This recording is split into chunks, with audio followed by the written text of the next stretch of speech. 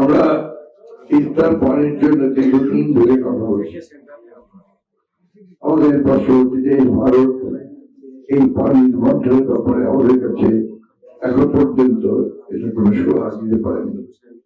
অথচ আন্তর্জাতিক আইনে আছে, পানি আইনে আছে যে লোয়ার আইনে অবশ্যই প্রয়োজন মতো পানি দিতে হবে।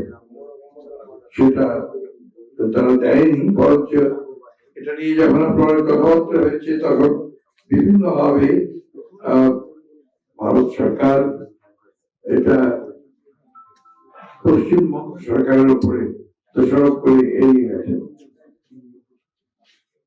আমরা এটা জানি যে এই নদী তিস্তা যে শুধু পানি শুকিয়ে যাচ্ছে তা নয়, এটা যদি ফ্লো ঠিক থাকতো, অর্থাৎ ভারত থেকে যদি আমরা সঠিক যেটুকু হিস্সা আমাদের পাওয়ার সেটা যদি আমরা পেতাম তাহলে কিন্তু তিস্তা এইভাবে মরে যায় না।